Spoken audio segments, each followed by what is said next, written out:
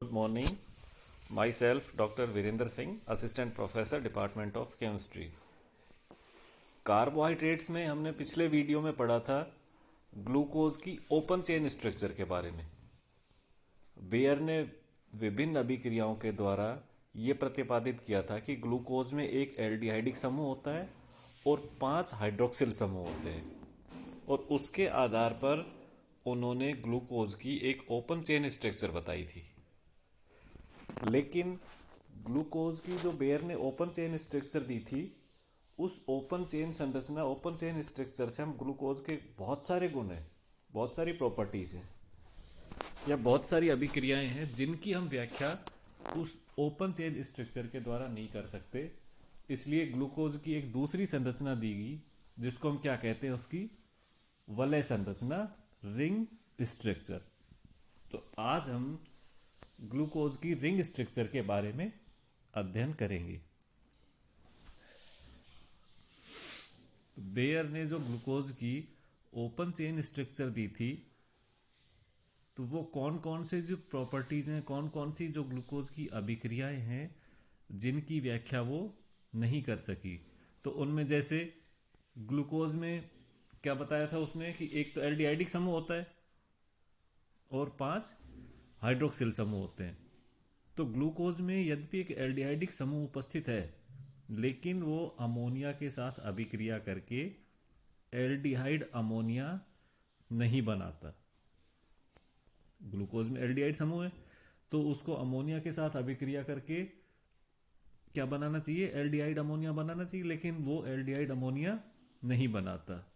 दूसरा, वो sodium bisulphide है, उसके साथ कोई योगात्पाद नहीं बनाता, कोई एडिटिव प्रोडक्ट उसके साथ सोडियम बाइसल्फाइड के साथ नहीं बनाता। जबकि जो एल्डिहाइड है वो अगर फ्री एल्डिहाइड है तो उसके साथ ही योगात्पाद बनना चाहिए, लेकिन ग्लूकोज में नहीं बनता।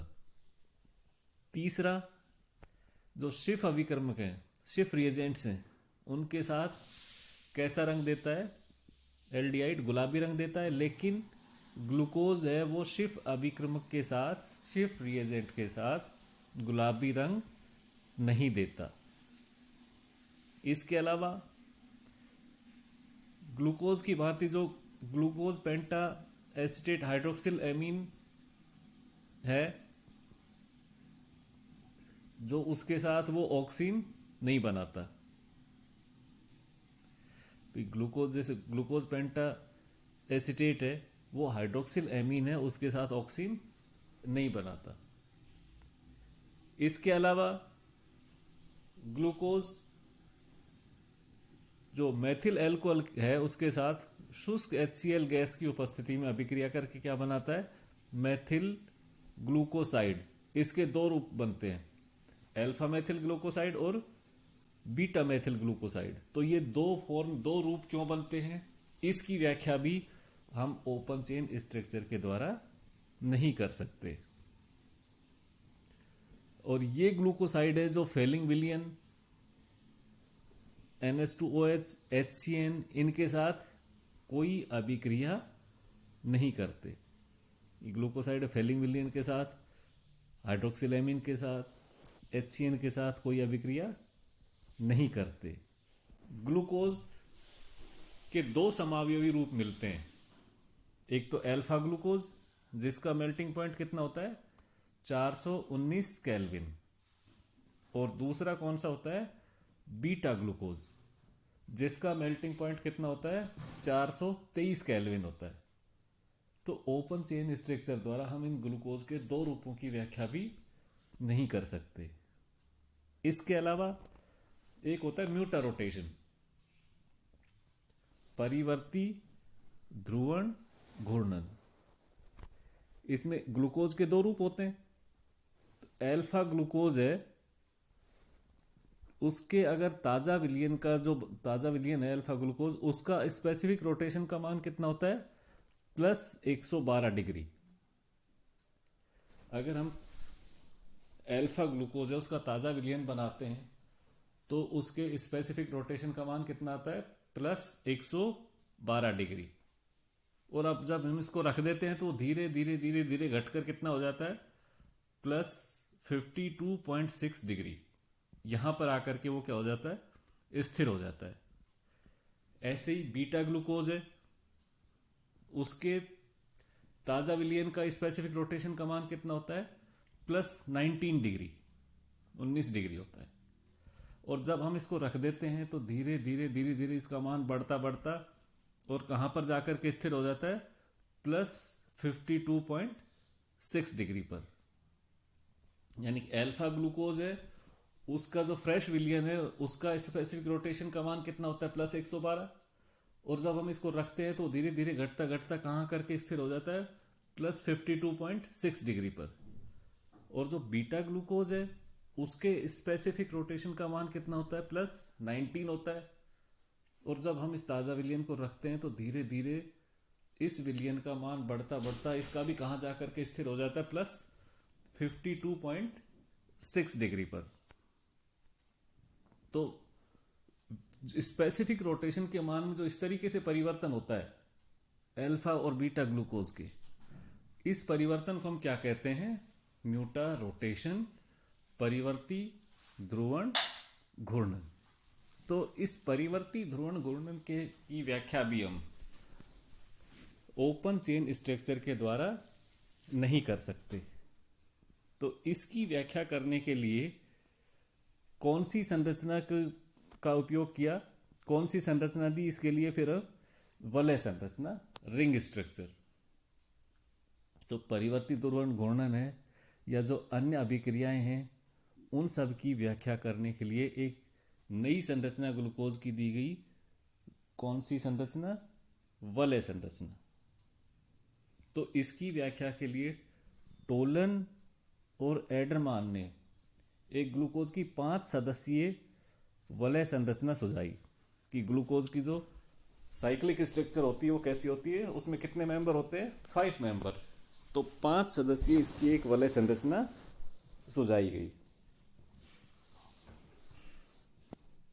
इसमें क्या कहा कि ग्लूकोज का C1 वाला एल्डिहाइड समूह, कार्बन 1 पर कौन सा इसका एल्डिहाइडिक समूह है, वो C4 के जो हाइड्रोक्सिल समूह है उस समूह के साथ अंतः अणुक अभिक्रिया करके क्या बना लेता है, हेमी एसीटेल बनाते हैं।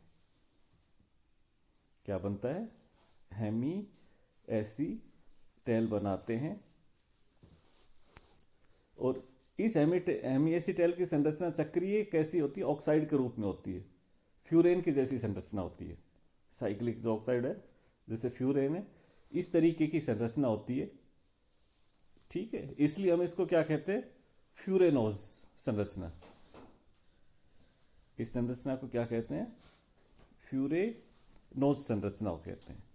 और इस चक्रीय संरचना में 2 रूप होते हैं। इसमें से जो एक इसका प्रथम कार्बन है, उस प्रथम कार्बन में OH समूह एक संरचना में तो दाईं तरफ होता है और दूसरी चक्रीय संरचना में OH समूह किस तरफ होता है, बाईं तरफ होता है। तो इसमें प्रथम कार्बन, कार्बन संख्या 1 कैसा होता है, जो असमित कार्बन होता है उसका विन्यास दोनों का क्या होता है, अलग अलग होता है। तो जिस ग्लूकोज में प्रथम कार्बन का OH समूह दाईं तरफ होता है उसको तो हम क्या कहते हैं, अल्फा ग्लूकोज। और जिसमें OH समूह बाईं तरफ होता है उसको हम क्या कहते हैं, बीटा ग्लूकोज। तो प्रथम कार्बन के जो विन्यास है वो कैसे होंगे, अलग अलग। और इन अल्फा और बीटा ग्लूकोज जिनके प्रथम कार्बन के विन्यास अलग होते हैं उन समावयवों को हम क्या कहते हैं, एनोमर। तो अल्फा और बीटा ग्लूकोज क्या है, एक दूसरे के एनोमर। तो ग्लूकोज की 5 सदस्य जो वलय संरचना है उसमें प्रथम कार्बन में OH समूह अल्फा में तो किस तरफ होता है, दाईं तरफ, और बीटा में किस तरफ होता है, बाईं तरफ। तो ये ग्लूकोज की 5 सदस्यीय वलय संरचना दी किसने, टोलन और एडरमान ने। ठीक है, अब इस वलय संरचना से हम गुणों की व्याख्या कर सकते हैं। तो इसमें अल्फा और बीटा ग्लूकोज हो गए, जब हम अल्फा और बीटा ग्लूकोज के ताज़ा विलयन को बना करके रखते हैं तो ये धीरे धीरे एक विवृत श्रृंखला द्वारा एक मध्यवर्ती में परिवर्तित हो जाते हैं, जिसके स्पेसिफिक रोटेशन का मान कितना होता है, +52.16, और वहां पर आकर के ये दोनों क्या हो जाते हैं, स्थिर हो जाते हैं। इसलिए ये क्या प्रदर्शित करते हैं, म्यूटा रोटेशन, परिवर्ती ध्रुवण घूर्णन। तो परिवर्ती ध्रुवण घूर्णन की व्याख्या हम किससे कर सकते हैं, जब इसके दो चक्रीय रूप होंगे, अल्फा और बीटा ग्लूकोज। और क्या बताया था, ग्लूकोज की चक्रीय संरचना है, उसकी व्याख्या जो अभी आपने ऊपर बताया था कि ये विभिन्न अभिक्रियाएं प्रदर्शित नहीं करते। जैसे ग्लूकोज है वो अमोनिया के साथ अभिक्रिया करके एल्डिहाइड अमोनिया नहीं बनाता, सोडियम बाइसल्फाइड के साथ योगोत्पाद नहीं बनाता, सिर्फ अभिक्रमक के साथ गुलाबी रंग नहीं देता। तो इस सब का कारण क्या है कि जो ग्लूकोज है उसकी चक्रीय संरचना में फ्री एल्डिहाइडिक समूह उपस्थित नहीं होता, क्योंकि चक्रीय संरचना में ग्लूकोज का एल्डिहाइड समूह और चौथे कार्बन का OH समूह आपस में अंतः अणुक अभिक्रिया करके एक चक्रीय संरचना बना लेते, जिसके कारण इसमें मुक्त एल्डिहाइडिक समूह उपस्थित नहीं होता और ये अभिक्रियाएं प्रदर्शित नहीं करते। तो ये कब संभव होगा, जब वो कैसी संरचना बनेगी, चक्रीय संरचना। ओके, लेकिन ये HCN है, हाइड्रोक्सिल एमीन है, ठीक है, इन सब के साथ तो अभिक्रिया कर लेता है, क्योंकि ये स्ट्रॉन्ग अभिक्रमक होते हैं जो कि वलय संरचना को क्या कर देते हैं, ब्रेक कर देते हैं, और ब्रेक करके उसमें एल्डिहाइड समूह मुक्त अवस्था में उपस्थित होता है, और उस वलय संरचना को ब्रेक करके क्या बना देते हैं, ओपन चेन संरचना। और उस ओपन चेन संरचना में फिर एल्डिहाइड समूह है वो कैसा होता है, फ्री होता है। तो वो फ्री एल्डिहाइड समूह होगा तो फिर इनके साथ वो एल्डिहाइड समूह की अभिक्रियाएं प्रदर्शित करेगा।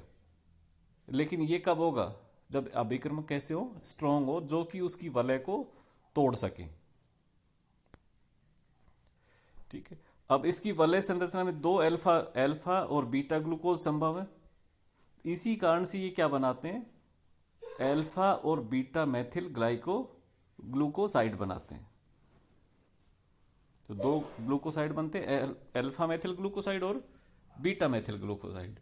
क्यों बनते हैं, क्योंकि जो इसकी दो रूप में मिलता है ग्लूकोज, अल्फा और बीटा चक्रीय संरचना में मिलता है, इसलिए दो तरीके के ग्लूकोसाइड बनाता है। ये तो 5 सदस्यीय संरचना दी थी, फ्यूरेनोइड संरचना। लेकिन टोलन ने इसकी एक ग्लूकोज की 6 सदस्यीय संरचना भी बताई है। जैसे टोलन ने तो क्या बताई थी, 5 सदस्यीय। लेकिन हावर्थ और हार्ट्स है, उन्होंने ग्लूकोज की एक 6 सदस्यीय संरचना दी, पाइरेन के जैसी। इसलिए हम उस संरचना को क्या कहते हैं, पाइरेनोज संरचना। उसने क्या बताया कि ग्लूकोज का प्रथम कार्बन का एल्डिहाइडिक समूह और 5वें कार्बन का हाइड्रोक्सिल समूह आपस में अभिक्रिया करके एक 6 सदस्यीय गामा ऑक्साइड वलय बनाते हैं, जिसको हम क्या कहते हैं, पाइरेनोज संरचना। तो ये संरचना किसने दी थी इसकी, हावर्थ और हार्ट्स ने इसकी 6 सदस्यीय संरचना भी बताई कि ये इस रूप में भी पाया जाता है, जिसमें जो अल्फा ग्लूकोज होगा इस 6 सदस्यीय संरचना में, उसका OH समूह क्या होगा, वही दाईं तरफ होगा, और जो बीटा ग्लूकोज होगा उसका OH समूह किस तरफ होगा, बाईं तरफ होगा। तो ये 6 सदस्यीय वलय संरचना में भी अल्फा और बीटा ग्लूकोज, दो रूपों में ग्लूकोज पाया जाता है।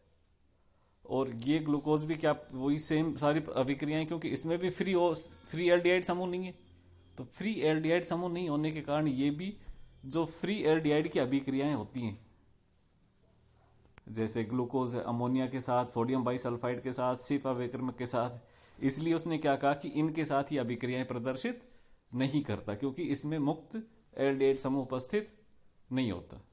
तो ये ग्लूकोज की 5 सदस्यीय और 6 सदस्यीय क्या है, रिंग स्ट्रक्चर। Thank you.